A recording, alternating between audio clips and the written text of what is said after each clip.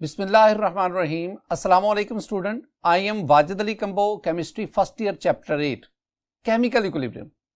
Student, आज इस chapter का हम पहला लेक्चर जो है इससे आगाज कर रहे हैं और आज के लेक्चर में हम केमिकल रिएक्शन क्या होता है, रिवर्सिबल और इरिवर्सिबल रिएक्शन में डिफरेंस क्या है, और इसके बाद एक टर्म हम पढ़ेंगे केमिकल इक्विलिब्रियम या इक्विलिब्रियम स्टेट। फिर हम उसकी कैरेक्टरिस्टिक्स उसको डिस्कस करेंगे। स्टूडेंट, ये जो चैप्टर है इसमें हम केमिकल इक्विलिब्रियम के साथ साथ फिर इक्विलिब्रियम कांस्टेंट उसको डिस्कस करेंगे, ली शैटलियर प्रिंसिपल को पढ़ेंगे, equilibrium dissociation constant of water KW उसको पढ़ेंगे, KA, KB, बफर सॉल्यूशन, और लास्ट पे फिर हम सॉल्युबिलिटी प्रोडक्ट। तो ये जो टॉपिक, ये जो चैप्टर है ये थ्योरेटिकल की बजाय ज्यादातर इसका जो पोर्शन है वो मैथमेटिकल है, कंसेप्चुअल है, और एग्जामिनेशन पॉइंट ऑफ व्यू से इसकी जो एक्सरसाइज के न्यूमेरिकल्स है वो बहुत इंपॉर्टेंट है। इसमें ली शैटल प्रिंसिपल वो बहुत इंपॉर्टेंट है, बफर सॉल्यूशन का टॉपिक बहुत इंपॉर्टेंट है। आज हम इसका आगाज करते हैं, difference between reversible and irreversible reactions. My dear students, reversible और इरिवर्सिबल में डिफरेंस से पहले केमिकल रिएक्शन क्या होता है, आइए जरा इसको देखते हैं। केमिकल रिएक्शन क्या है कि ये मेरे पास रिएक्टेंट्स है A plus B, these are the reactants. ये आपस में रिएक्ट करेंगे, they will form the product C plus D, these are the products. और ये जो प्रोडक्ट्स हैं ये फिर आपस में रिएक्ट करेंगे और ये रिवर्स आएगा। अब एक बात ध्यान में रखनी है कि दुनिया जहान में जो भी केमिकल रिएक्शन है वो हमेशा रिवर्सिबल होता है, यानी every reaction is reversible in nature. होता भला क्या है, बाद रिएक्शन में ये जो प्रोडक्ट हैं, बाद रिएक्शंस में जो प्रोडक्ट हैं इनका रिएक्टेंट में कन्वर्ट होने का प्रोसेस नेग्लिजिबल होता है, पुअर यील्ड ऑफ रिएक्टेंट हासिल होती है। तो हम फिर जनरली क्या कह देते हैं, हम कह देते हैं जी कि प्रोडक्ट जो हैं वो रिएक्टेंट में कन्वर्ट ही नहीं हुए। उस सूरत में this is not the reversible reaction, in that case this reaction is called the irreversible reaction.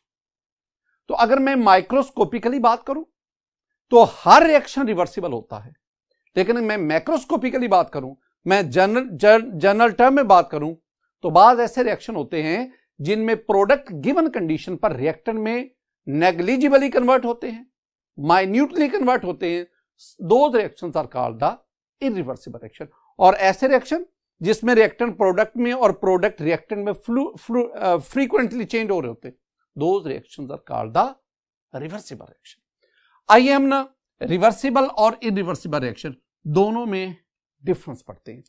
My dear student, पहला जो डिफरेंस है वेरी सिंपल, कि रिवर्सिबल रिएक्शन दो रिएक्शन या अ रिएक्शन विच प्रोसीड्स जारी रहता है in both directions,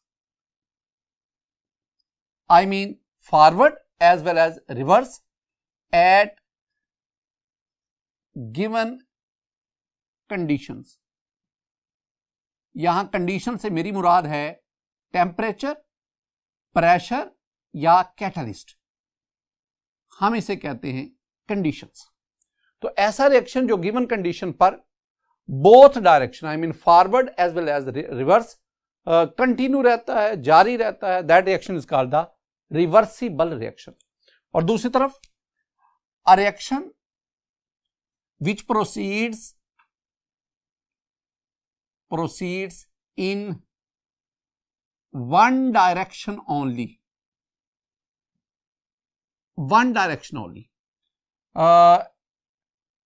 at given condition, that reaction is called the irreversible reaction। आप यूं भी कह सकते हैं रिवर्सिबल रिएक्शन के बारे में, a reaction in which the product of the reaction react to form original reactant of the reaction at the given condition, जिसमें रिएक्शन के प्रोडक्ट रिएक्ट करके ओरिजिनल रिएक्टेंट्स बनाते हैं at the given condition, that reaction is called the reversible reaction. और दूसरी तरफ हम क्या कहेंगे, a reaction in which product of the reaction do not react to form the original reactants at the given condition, that is called the irreversible. दूसरा point, मैं जरा आपको ना एग्जांपल बताना चाहता हूं। माय डियर स्टूडेंट, मेरे पास एक हैबर प्रोसेस एक पढ़ेंगे हम इस चैप्टर में, that is use for the synthesis of ammonia, जिसमें नाइट्रोजन गैस है N2 और इसका रिएक्शन करवाएं हाइड्रोजन से H2, 3 मोल्स ऑफ हाइड्रोजन। यहां पे टेम्परेचर जो है वो 450 डिग्री सेंटीग्रेड चाहिए in the presence of iron as a catalyst, and we need the high pressure here. These are the conditions. The product is ammonia 2NH3. This one is also the gas. अगर आप ये condition provide करें तो nitrogen hydrogen ये react करके ammonia बनाएंगे और इन्हीं कंडीशन पर अमोनिया डीकंपोज होकर दोबारा नाइट्रोजन और hydrogen, I mean this reaction proceed forward as well as reverse, so this reaction is called the reversible reaction. इसके बरक्स माय डियर स्टूडेंट, अगर आपके पास सोडियम मेटल है Na, सोडियम मेटल, इसका रिएक्शन आप करवाएं वाटर से, वाटर इज द लिक्विड। जब सोडियम वाटर से रिएक्शन करेगी we get sodium hydroxide NaOH, this one is a base, और साथ हाइड्रोजन गैस जो है ना ये इवॉल्व होगी, हाइड्रोजन गैस H2 ये इवॉल्व होगी। अब आप इसको देखेंगे ना, ये जो मैंने रिएक्शन आपके सामने लिखा, इसमें सोडियम हाइड्रोजन से रिएक्शन करेगा और हमारे पास सोडियम हाइड्रोक्साइड और हाइड्रोजन गैस इवॉल्व होगी। लेकिन ये सोडियम हाइड्रोक्साइड और हाइड्रोजन ये दोनों आपस में रिएक्ट करके सोडियम और वाटर नहीं प्रोड्यूस करते, या अगर ये रिएक्शन रिवर्स भी आता है तो negligible amount of reactants are produce. तो फिर हम क्या कहेंगे, हम कहेंगे this reaction proceed in a single direction, reactants do not react to form the original reactants, so this one is the irreversible. इसके बरक्स बिल्कुल इसी तरह अगर मैं दूसरी बात करूं, मेरे पास ये हाइड्रोजन है, it react with oxygen, this one is a gas, O2 is a gas, we have water, that is a liquid. अब इस रिएक्शन के दौरान ना इलेक्ट्रिक स्पार्क चाहिए, इलेक्ट्रिक स्पार्क। जब ये दोनों गैसेस, आई मीन हाइड्रोजन और ऑक्सीजन, हाफ O2, जब ये दोनों गैसेस इलेक्ट्रिक स्पार्क उसमें से पास करवाई जाती हैं या इन दोनों गैसेस में से इलेक्ट्रिक स्पार्क पास करवाते हैं तो वी गेट द वाटर। अब इस कंडीशंस पर वाटर इन दोनों में कन्वर्ट नहीं होता। अगर आप वाटर को दोबारा इनमें कन्वर्ट करना चाहते हैं ना तो आपको कंडीशन जो है इनको चेंज करना पड़ेगा, और वो क्या है कि अगर आप टेम्परेचर जो है वो 1500 डिग्री सेंटीग्रेड करते हैं, वेरी हाई टेम्परेचर, इस टेम्परेचर पे जाकर ये वाटर मॉलिक्यूल डीकंपोज होगा और हमारे पास हाइड्रोजन और ऑक्सीजन, यानी गिवन कंडीशन पर सिर्फ आप वाटर प्रोड्यूस कर सकते हैं, इस कंडीशन पर वाटर इसमें डीकंपोज नहीं होता। लेकिन अगर आप कंडीशन चेंज करेंगे तो फिर यह है कि वाटर डीकंपोज होकर यह रिएक्टेंट बना सकता है। लेकिन हम तो गिवन कंडीशन की बात करते हैं ना, तो गिवन कंडीशन पर this reaction is the irreversible reaction. तीसरा पॉइंट जो आपने जेन में रखना स्टूडेंट, वो जेन में यह रखना है कि जो रिवर्सिबल रिएक्शन है इसका जो अल्टीमेट फेट है, जो अल्टीमेट गोल है, जो इसकी डेस्टिनेशन है, that is to attain the equilibrium state. Ultimate goal is to attain equilibrium state। तो और इधर हम क्या कहेंगे, no sign of equilibrium state. Irreversible reaction में इक्विलिब्रियम स्टेट का दूर दूर तक कोई निशान नहीं, कोई सबूत नहीं। नेक्स्ट हम बढ़ते हैं। रिवर्सिबल रिएक्शन में हम कहेंगे कि it can be achieved, it can be attained in closed container only। Close container में आप इसे अटेन कर सकते हैं। और इधर हम क्या कहेंगे, it can be attain, it can be achieve या carry out, occurs in closed as well as open container. ये दोनों बातें इसमें। स्टूडेंट, ये जो रिवर्सिबल रिएक्शन है इसको हम डबल हेड एरो से शो करते हैं, और जो इरिवर्सिबल रिएक्शन है इसको हम सिंगल हेड एरो से शो करते हैं। ये कुछ बातें थी जो आप रिवर्सिबल और इरिवर्सिबल रिएक्शन। नेक्स्ट हम बढ़ते हैं chemical equilibrium. Very important term.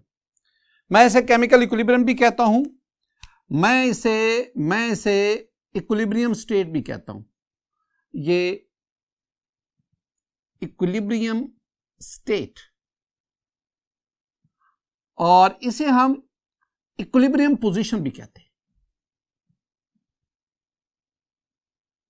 Position, इसमें जो मोस्टली जो मैं टर्म इस्तेमाल करूंगा वो इक्विलिब्रियम स्टेट है। केमिकल इक्विलिब्रियम कह लो या इक्विलिब्रियम स्टेट कह लो। और बाज बुक्स में ना स्टूडेंट इसे लिखा जाता है, दिस वन इज कांस्टेंट या सोडो स्टेडी। कांस्टेंट के बजाय आप ना सोडो स्टेडी स्टेट, बाज बुक्स में इसे सोडो स्टेडी स्टेट्स भी कहते हैं। केमिकल इक्विलिब्रियम है क्या? रिवर्सिबल रिएक्शन में वो लम्हा, वो स्टेट जब रेट ऑफ फॉरवर्ड और रेट ऑफ रिवर्स आपस में बराबर हो जाए, that stage is called the chemical equilibrium और इक्विलिब्रियम स्टेट। जो बात कही जा रही है ना, आप इसी बात को फोकस करेंगे, इसी को ज़हन में रखेंगे। मैंने क्या कहा? मैंने कहा a state in reversible reaction at which rate of forward reaction यानी मैं ऐसे लिखता हूं RF, rate of forward reaction becomes equal to rate of reverse reaction। इसे मैं R से जाहिर करके। रिवर्सिबल रिएक्शन में एक तो बात ये आ गई कि इक्विलिब्रियम स्टेट या equilibrium position, this one is a state which is achieved in reversible reaction. तो रिवर्सिबल रिएक्शन में वो लम्हा, वो स्टेज, वो स्टेट जब रेट ऑफ फॉरवर्ड और रेट ऑफ रिवर्स बराबर हो जाए। मैं इसमें फोकस कर रहा हूं स्टूडेंट। रेट, स्पीड, रिएक्टेंट का प्रोडक्ट में कन्वर्ट क्या तेजी से हो रहे हैं, स्लो हो रहे हैं। Speed of the reaction, reactant कितनी तेजी से प्रोडक्ट में जा रहा है, प्रोडक्ट कितनी तेजी से रिएक्टेंट पे आ रहे हैं, that is called rate of reaction. तो जब रेट ऑफ फॉरवर्ड और रेट ऑफ रिवर्स दोनों बराबर हो जाएं, उस लम्हे पे रिवर्सिबल रिएक्शन की स्टेट को हम कहते हैं इक्विलिब्रियम स्टेट। मैंने ये नहीं कहा, मैंने ये कतई नहीं कहा कि रिवर्सिबल रिएक्शन में वो स्टेट जब रिएक्टेंट और प्रोडक्ट की अमाउंट बराबर हो जाए, कंसंट्रेशन। मैंने कंसंट्रेशन की तो बात ही नहीं की। मैंने कहा रिवर्सिबल रिएक्शन में वो लम्हा, वो स्टेट जब रेट ऑफ फॉरवर्ड और रेट ऑफ रिवर्स दोनों रेट आपस में इक्वल हो जाए, that state is called the equilibrium state. Next student, एक और भी बात ध्यान में रखनी है, हमें कब कैसे पता चलेगा कि अब ये रिवर्सिबल रिएक्शन जो है ये इक्विलिब्रियम स्टेट पे पहुंचे? My dear student, equilibrium state की दूसरी जो आपने निशानी ज़हन में रखनी है, एविडेंस ज़हन में रखना है, वो है at equilibrium state, I mean at chemical equilibrium, the concentration of reactant and product becomes constant. यानी इक्विलिब्रियम स्टेट पर जब रिवर्सिबल रिएक्शन पहुंचता है, अब रिएक्टेंट और प्रोडक्ट दोनों की कंसंट्रेशन क्या हो गई? कांस्टेंट। तो दूसरी बात यह भी ध्यान में रखनी है कि at equilibrium state, I mean chemical equilibrium, concentration of reactants and products become constant. ये पहचान है इक्विलिब्रियम स्टेट की, केमिकल इक्विलिब्रियम की। आइए हम ना केमिकल इक्विलिब्रियम, इसकी ना चंद एक करेक्टरिस्टिक्स इसको स्टडी करते हैं। माय डियर स्टूडेंट, जो पहली करेक्टरिस्टिक है इसमें मैं कहूंगा यही जो बात अभी आपको लिख के दी है कि at equilibrium state the concentration of reactants and products becomes constant. अच्छा, इसमें एक टर्म आ गई concentration. What is concentration? Concentration क्या है? देखें मेरे पास ना कंसंट्रेशन, हम इसको ना CONC से जाहिर करते हैं। आगे जाके ना मैं अगर किसी भी रिएक्टेंट या प्रोडक्ट के गिर्द स्क्वायर ब्रैकेट डालूंगा ना, this square bracket represents it's concentration. और एक और बात, कंसंट्रेशन के जो यूनिट्स हैं ना वो बहुत सारे हैं यूनिट्स। इसके जो यूनिट हैं वो मोल पर डीएम क्यूब भी है, इसके यूनिट टॉर या एटमॉस्फेयर भी है, कंसंट्रेशन का यूनिट सिंपली मोल भी है, कंसंट्रेशन का यूनिट मोल फ्रैक्शन भी है। These are various units of concentration. लेकिन मैं जो मोस्टली यूनिट्स यूज करूंगा कंसंट्रेशन के वो है मोल पर डीएम क्यूब। तो कंसंट्रेशन जिसे हम उर्दू में कहते हैं मिकदार, अमाउंट, तो कंसंट्रेशन अगर किसी ये मैं ए लिखता हूं ना, it may be the reactant और product, this one is a, a substance. जब मैं इसके स्क्वायर ब्रैकेट डाल देता हूं, now it represents the concentration of this substance. और कंसंट्रेशन हैज वेरियस यूनिट, जो हम यूज करेंगे दैट इज मोल पर डीएम। अब पहला पॉइंट मैंने क्या लिखा? मैंने कहा इक्विलिब्रियम स्टेट की यह पहचान है कि at equilibrium state the concentration of reactant and product becomes constant. No change at equilibrium state, कोई चेंज नहीं आएगी। कैसे? माय डियर स्टूडेंट, मेरे पास ये एक रिवर्सिबल रिएक्शन है, A plus B reversible C plus D। A and B these are the reactants, while C and D these are the product. जब हम फॉरवर्ड रिएक्शन की बात करते हैं तो A and B these are the reactants, C and D they are the product. जब मैं reverse reaction की बात करता हूं, रिवर्स की, तो in that case C and D these are the reactants, while A and B they are the products. Next point student, मैं reaction शुरू करने जा रहा हूं। A और B, इनके मैंने 10 मोल पर डीएम क्यूब, 10 मोल पर डीएम क्यूब, दोनों के 10 मोल पर डीएम क्यूब ईच, और T इज इक्वल टू 0। अभी टाइम जो है वो 0 है, अभी रिएक्शन शुरू होने जा रहा है। C और D यानी प्रोडक्ट वो कितने बने? 0 0। अभी तो रिएक्शन T 0 है ना, अभी तो रिएक्शन शुरू होने जा रहा है। अब रिएक्शन शुरू हुआ, मैंने 5 सेकंड के बाद रिएक्टेंट A और B इसकी कंसंट्रेशन देखी।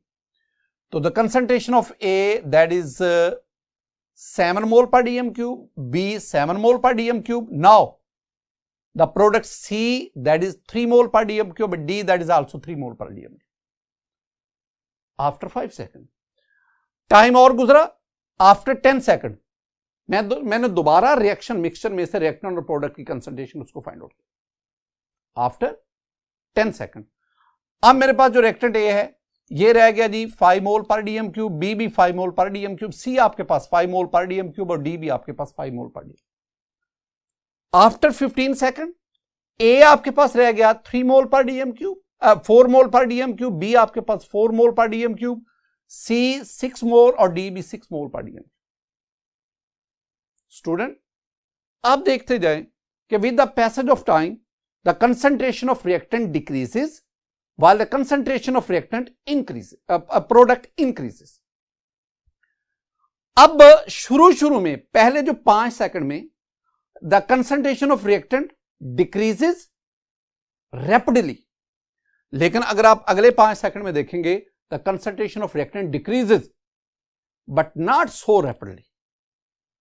इसका मतलब हुआ कि शुरू में रिएक्टेंट का प्रोडक्ट में कन्वर्ट होने का प्रोसेस फास्ट है, rate of forward reaction is very fast, but at the time passes, जैसे जैसे रिएक्टेंट की कंसंट्रेशन कम होती जाएगी वैसे वैसे रेट ऑफ फॉरवर्ड रिएक्शन भी स्लो होता जाएगा। अब जब टाइम जो है वो आगे बढ़ा, यानी आफ्टर 15 सेकंड, अब 20 सेकंड में देखेंगे the concentration of reactant is 4 मोल पर डीएम क्यूब, 4 मोल पर DM cube, while the concentration of product is 6 mole per dm cube, 6 mole per dm cube. Time 25 second, reactant की कंसंट्रेशन वही है 4 मोल और प्रोडक्ट 6 मोल। अब टाइम गुजरता जा रहा है 30 सेकंड, 40, 50, लेकिन कंसंट्रेशन ऑफ रिएक्टेंट और प्रोडक्ट उसमें कोई चेंज नहीं आ रही। वो 4 मोल पर DM cube each for reactant, while 6 मोल पर डीएम क्यूब, 6 मोल पर DM cube each for product. इसका मतलब है कि वो लम्हा, वो टाइम जब रिएक्टेंट और प्रोडक्ट की कंसंट्रेशन कांस्टेंट होगी तो हम कहेंगे at that time equilibrium, chemical equilibrium या equilibrium state that has achieved, that has established. तो इसका मतलब है in this case after 15 second the equilibrium, chemical equilibrium या equilibrium state has achieved, has established. इस तरह, और इक्विलिब्रियम स्टेट जब हो गई, अब रिएक्टेंट और प्रोडक्ट दोनों की कंसंट्रेशन तब तक कांस्टेंट रहेगी जब तक आप इस रिवर्सिबल रिएक्शन को डिस्टर्ब नहीं करेंगे। नेक्स्ट पॉइंट, दूसरा पॉइंट जो आपने ज़हन में रखना है वो है a change in concentration of reactant या product, pressure, volume and temperature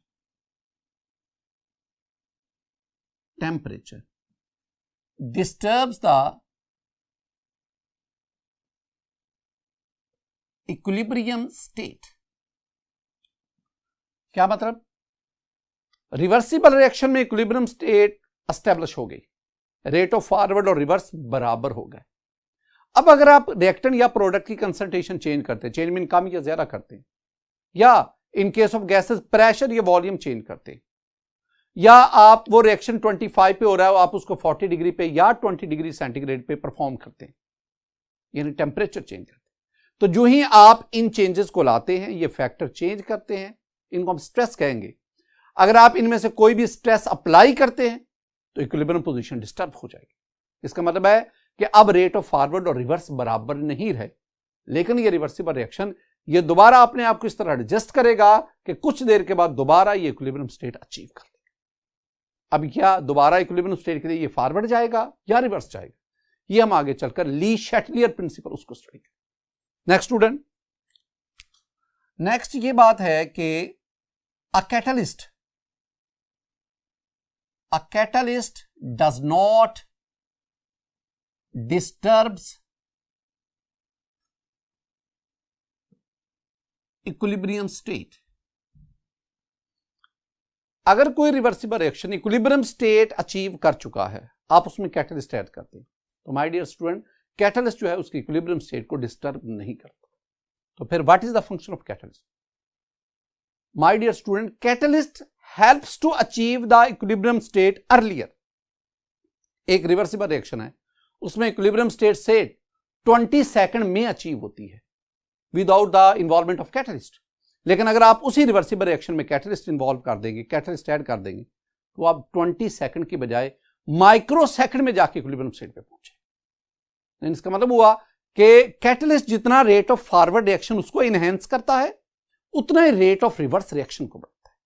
इसका मतलब है कैटलिस्ट इक्विलिब्रियम पोजीशन को डिस्टर्ब नहीं करता, कैटलिस्ट इक्विलिब्रियम पोजीशन को अर्लियर अचीव करने में हेल्प आउट करता है। नेक्स्ट हम पढ़ते हैं। नेक्स्ट हमारे पास very important point, that is equilibrium state is a dynamic state. Dynamic state, ये शॉर्ट आंसर क्वेश्चन भी आपसे पूछा जाता है। डायनामिक, ये जो इक्विलिब्रियम स्टेट डायनामिक स्टेट है, ये स्टैटिक स्टेट नहीं है। अच्छा, डायनामिक क्या है? पहले मैं एवरीडे लाइफ से आपके साथ एक दो एग्जांपल डिस्कस करता हूं, जरा देखें। स्टूडेंट, मेरे पास ये टब है, इसके साथ दो जो टैप्स हैं ये लगी हुई है। एक टैप से पानी टब में आता है, टब में खास लेवल तक पानी फिल होता है, और साथ ये दूसरी टैप, इससे पानी फिर आगे नीचे जाता है।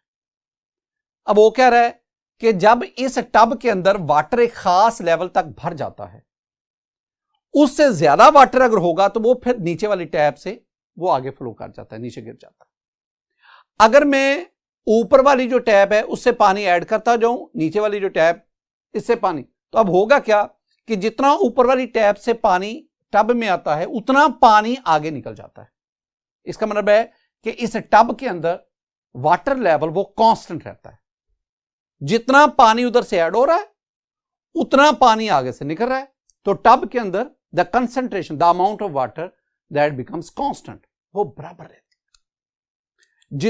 जितनी रिएक्टेंट की अमाउंट प्रोडक्ट में कन्वर्ट होती है इक्विलिब्रियम स्टेट पर, उतना प्रोडक्ट रिएक्टेंट में कन्वर्ट होता है।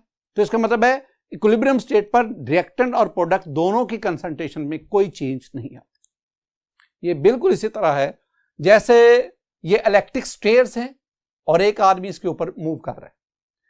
अगर इस आदमी की अपवर्ड मोशन, अपवर्ड वेलोसिटी और स्टेयर्स की डाउनवर्ड वेलोसिटी एक जितनी होगी, तो इसका मतलब है ये आदमी जो है ये मुसल मूव जरूर कर रहा है, लेकिन upward velocity of this person and the downward velocity of stairs चूंकि बराबर है, इसलिए ये आदमी यहीं पे रहेगा, ये डिस्टेंस कवर नहीं करेगा। तो हम कहेंगे this man is at dynamic equilibrium. यही बात आप रिवर्सिबल रिएक्शन में उसके बारे में भी कह सकते हैं। Reversible reaction dynamic equilibrium state, why equilibrium state is dynamic state, तो आप कह सकते हैं eight equilibrium state the reactants continuously convert into product while the products continuously convert back into reactants. Both the rate of forward reaction and reverse reaction, they continue but with equal rates. So equilibrium state is a dynamic state. My dear student, हम ना एक graph पढ़ते हैं जिसे हम कहते हैं time concentration graph. ये जो ग्राफ है टाइम कंसंट्रेशन ग्राफ, ये 11 चैप्टर में भी हम इसको डिस्कस करेंगे। टाइम कंसंट्रेशन ग्राफ, इस ग्राफ में मेरे पास ये एक्स एक्सिस है, एक्स एक्सिस पे हम जो है टाइम को लेते हैं, और ये मेरे पास वाई एक्सिस है और वाई एक्सिस पे हम कंसंट्रेशन को लेते हैं। कंसंट्रेशन इधर ऑफ रिएक्टेंट्स और प्रोडक्ट। मेरे पास एक रिएक्शन है, ये रिएक्शन है A plus B, these are the reactants, C plus D, they are the product in the forward reaction. अगर आप रिवर्स रिएक्शन में आएंगे तो फिर COD these are the reactants and A plus B these are the product. अगर आप reverse में, student अगर आप उस ग्राफ में इस रिएक्शन का डाटा फीड करेंगे तो हमारे पास ना ये कर्व आ रही है, this one is the falling curves. ये फॉलिंग कर्व हमें क्या बता रही है? ये फॉलिंग कर्व हमें बता रही है कि with the passage of time the concentration of A and B decreases. शुरू में there is a sharp decrease in concentration, but with the passage of time there is a gradual decrease in the concentration. ये हमारे पास, और अगर आप देखेंगे कुछ देर के बाद जाके time with the passage of time एक वक्त आएगा when this falling curve it becomes level off to the X axis. X axis के बिल्कुल ये पैरेलल हो जाएगी। इसके बरक्स ये मेरे पास दूसरी कर्व है, इस कर्व ये जीरो से शुरू हुई, ये बिल्कुल जीरो ओरिजिन से। ओरिजिन का मतलब है कि अभी रिएक्शन स्टार्ट नहीं हुआ, T इज इक्वल टू 0। अब रिएक्शन स्टार्ट हुआ, प्रोडक्ट की कंसंट्रेशन बढ़ती जा रही है, और एक वक्त आया जब ये जो अपवर्ड कर्व है ये भी लेवल ऑफ होगी, पैरेलल टू एक्स एक्सिस होगी। अब ना अगर आप दोनों कर्व्स को देखेंगे तो दोनों कर्व्स एक खास पॉइंट पे जाकर, एक खास टाइम पे जाकर दोनों कर्व्स लेवल ऑफ हो जाती है। तो जब ये दोनों लेवल ऑफ हो जाएंगी तो हम कहेंगे at that time equilibrium is established and that represent the equilibrium state. एक रिएक्शन मैं आपके साथ शेयर करता हूं। मेरे पास है hydrogen, hydrogen is a gas, इसका रिएक्शन हुआ आयोडीन से। Iodine, no doubt iodine is a solid but it has violet vapours. जब दोनों का रिएक्शन हुआ तो HI बना, hydrogen iodide, this one is in the gaseous state.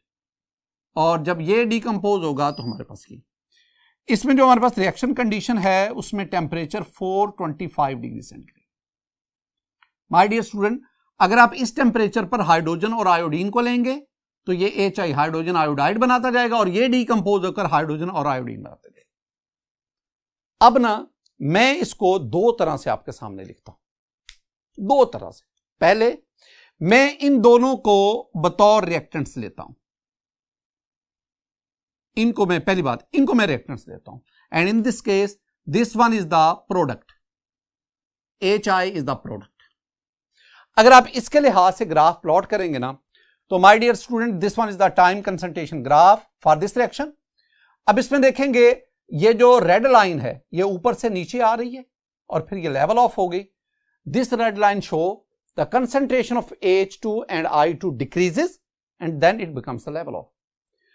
इसके बरक्स ये मेरे पास अपवर्ड या राइजिंग कर्व है, it represent the concentration of HI with respect to time, और ये कुछ देर के बाद जाके देखेंगे it also level off, it becomes parallel to the X axis. और अब जब दोनों ये फॉलिंग कर्व और अपवर्ड कर्व जब दोनों लेवल ऑफ हो गई, parallel to the X axis हो गई, एट दैट टाइम वी से इक्विलिब्रियम इज एस्टैब्लिश्ड। अब एक और चीज, अब आप इसको थोड़ा सा उल्ट करते, अब आप क्या करें, अब आप ना 2HI reversible H2 plus I2, this one is the gas, these are vapors। अब इस केस में अगर आप देखेंगे ना, my dear student, in this case the HI, this one is the reactant and H2 and I2 these are the products। जो ऊपर product थे वो अब रिएक्टेंट, जो ऊपर रिएक्टेंट थे अब वो प्रोडक्ट्स। अब अगर मैं इस रिएक्शन को रिवर्सिबल रिएक्शन, इसका टाइम कंसंट्रेशन ग्राफ एस्टेब्लिश करूं, तो माय डियर स्टूडेंट ये मेरे पास ग्राफ आ गया।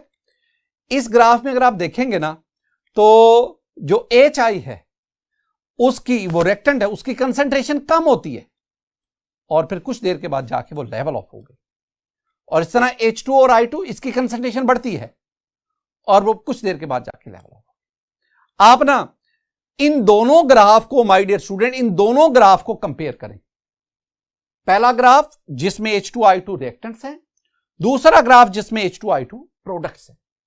तो अगर आप दोनों ग्राफ को देखेंगे, दोनों ग्राफ में HI की कंसंट्रेशन बिल्कुल यकसा है, H2 I2 इसकी कंसंट्रेशन दोनों में बिल्कुल यकसा है, लेकिन ग्राफ उसकी जो नेचर है वो जरा डिफर कर रही है, और वो क्या है, वो वाज़ेह दिखा रही है कि एक में H2 I2 ये रिएक्टेंट्स है और दूसरे में HI वो रिएक्टेंट है।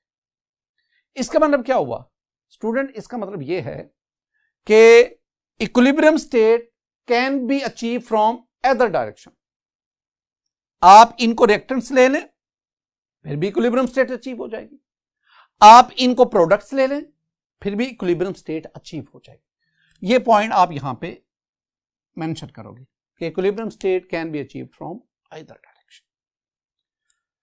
माय डियर स्टूडेंट, आज के इस लेक्चर में हमने रिवर्सिबल और इरिवर्सिबल रिएक्शन में डिफरेंस किया, फिर हमने एक बहुत इंपॉर्टेंट टर्म जो इस पूरे चैप्टर में हमारे साथ साथ चलेगी, दैट इज इक्विलिब्रियम स्टेट और केमिकल इक्विलिब्रियम, उसकी हमने डेफिनेशन पढ़ी और फिर उसकी वेरियस कैरेक्टरिस्टिक्स पढ़ी। मेरी दुआ है कि